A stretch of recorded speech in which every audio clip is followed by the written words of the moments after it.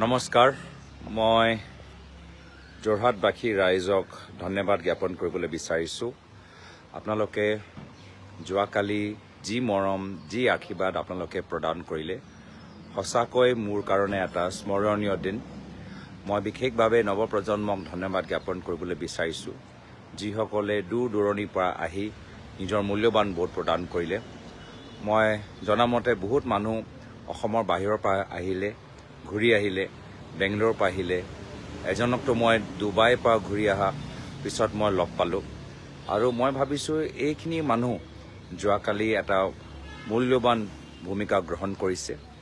আৰু ফলাফল আমি 4 তাৰিখে গম পাম কিন্তু এটা কথা স্পষ্ট যে যোৱাকালি যোৰহাটবাসী ৰাইজে এটা স্পষ্ট বাৰ্তা দিছে এটা শক্তিশালী বাৰ্তা দিছে এই বাৰ্তাটো হৈছে গণতন্ত্ৰ পক্ষত এই বাৰ্তাটো হৈছে লোকতন্ত্ৰৰ পক্ষত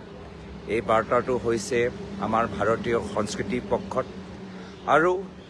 যি ভোট যোৱাকালি দিয়া গ'ল এই ভোটটো দিয়া গ'ল ভ্ৰষ্টাচাৰৰ বিপক্ষে সাম্প্ৰদায়িক ৰাজনীতিৰ বিপক্ষে আদৰ্শহীন ৰাজনীতিৰ বিপক্ষে আৰু সেইকাৰণে যোৱাকালি যিসকলে ওলাই আহি নিজৰ মূল্যৱান ভোট দিলে যোৰহাটৰ স্বাভিমান ৰাখিলে মই সবকে ধন্যবাদ জ্ঞাপন কৰিছোঁ সবকে কৃতজ্ঞতা জ্ঞাপন কৰিছোঁ মাজুলীবাসী ৰাইজক মই বিশেষভাৱে মই মৰম আৰু স্নেহ যাচিছোঁ যি ঐতিহাসিক যোৱাকালি যে ভোটিং টাৰ্ণআউট হৈছে 81% সঁচাকৈ আমি গম পাইছোঁ যে মাজুলীবাসী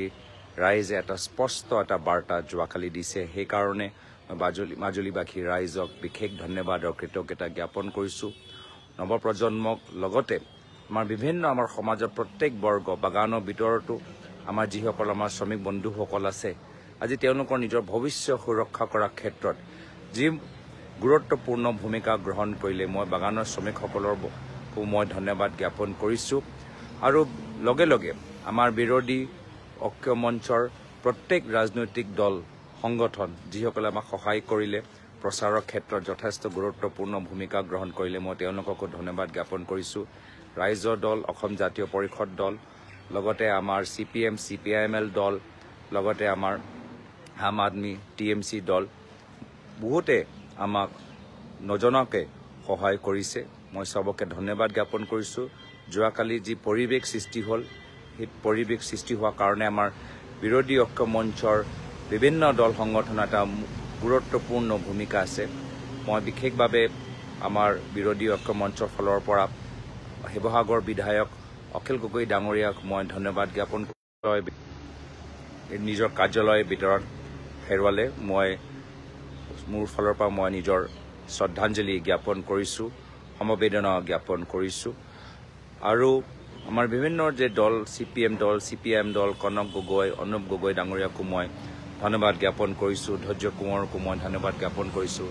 গৌতম হাতীমূৰীয়া মৃণাল ফুকন গোবিন্দ ফুকন মৃণাল চুতীয়া ডাঙৰীয়াকো মই ধন্যবাদ জ্ঞাপন কৰিছোঁ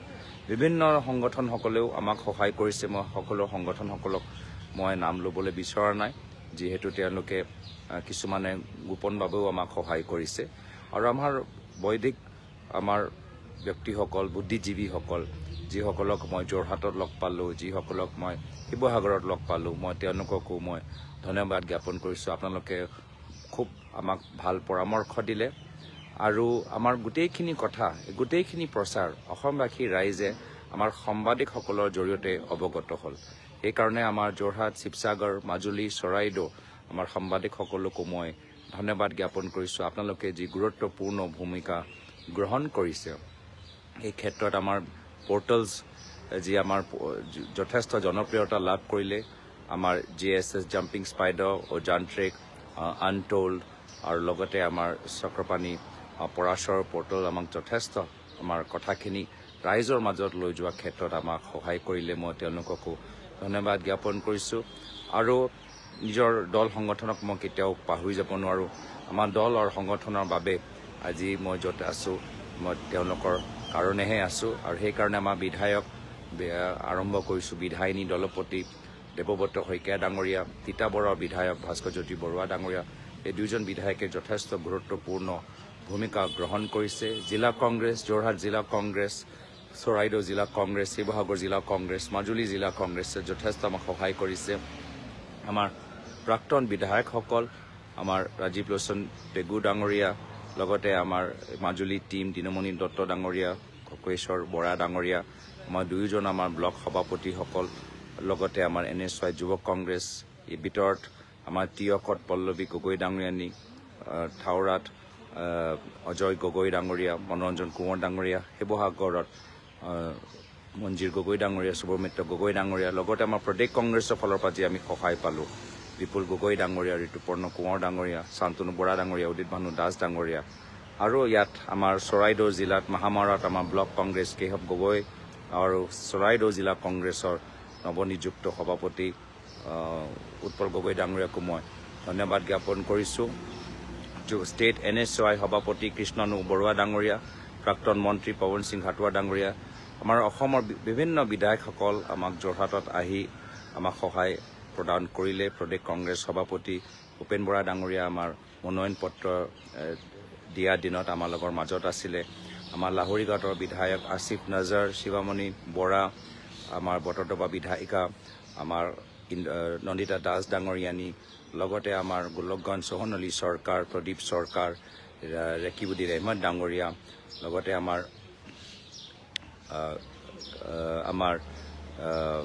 ৱাজিদ আলী চৌধুৰী ডাঙৰীয়া,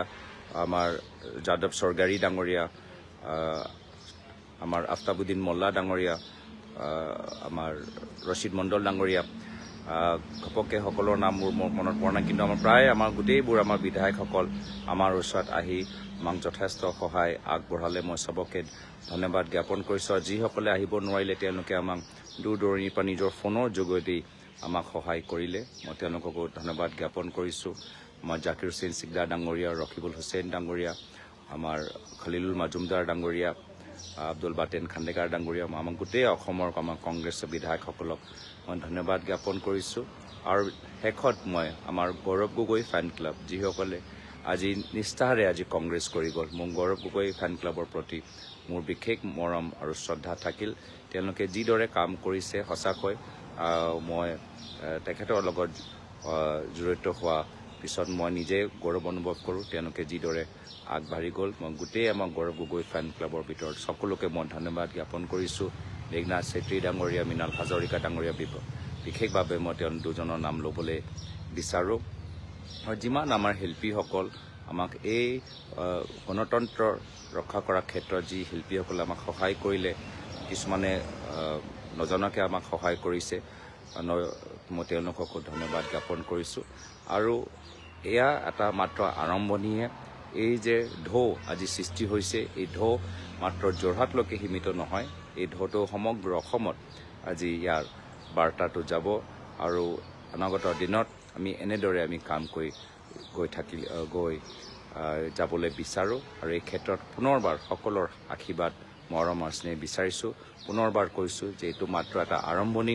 যোৰহাটলৈকে খণ্ড সীমিত হৈ নাথাকে। যোৰহাটে এটা স্পষ্ট বাৰ্তা দিছে, আৰু আমাৰ সকলোৰে দায়িত্ব যে এই বাৰ্তা গণতন্ত্ৰৰ স্বাৰ্থত, অসমৰ স্বাভিমানৰ স্বাৰ্থত, আদৰ্শ ভিত্তি ৰাজনীতিৰ স্বাৰ্থত এই বাৰ্তা আমি চাৰিওফালে লৈ যাব লাগিব। আমাৰ শেষত যি আদৰ্শ মোৰ প্ৰয়াত পিতৃ তৰুণ গগৈদেৱে মোক শিকাই গ'ল, একে আদৰ্শ লৈ মই সদায় আপোনালোকৰ মাজত থাকিবলৈ চেষ্টা কৰিম। আৰু যদি ক'ৰবাত মোৰ পৰা ভুল হয় তেতিয়া মোক শুদ্ধ কৰিবলৈ ভাল পৰামৰ্শ দিব। মই বিশেষ আৰু দীঘলীয়া নকওঁ। আমাক বতৰো যথেষ্ট আমাক সহায় কৰিলে। প্ৰিয়ংকা গান্ধী ডাঙৰীয়ানী যিদিনা আহিলে আমাৰ বতৰ যথেষ্ট ভাল। AICC আমাৰ তত্ত্বাৱধায়ক জিতেন্দ্ৰ সিং আৰু সম্পাদক পৃথ্বীৰাজ চাটে ডাঙৰীয়া, চবকে মই যিসকলৰ মই নাম লোৱা নাই, নাম লোৱাৰ বাবে মোক ক্ষমা কৰিব। আজি চবকে এই ফেচবুক লাইভ যোগেদি মই যোৰহাট লোকসভা নিৰ্বাচনী প্ৰচাৰৰ পৰা মই বিদায় লৈছোঁ। আৰু ভৱিষ্যত বিভিন্ন আমাৰ লোকসভাৰ অঞ্চলত আমি গৈ আমাৰ অসমৰ হৈ আমি প্ৰচাৰ চলাই যাম, আৰু আপোনালোকক ওচৰৰ পৰা লগ পাবলৈ আশা কৰিলোঁ। ধন্যবাদ। জয় হিন্দ, জয় আই অসম।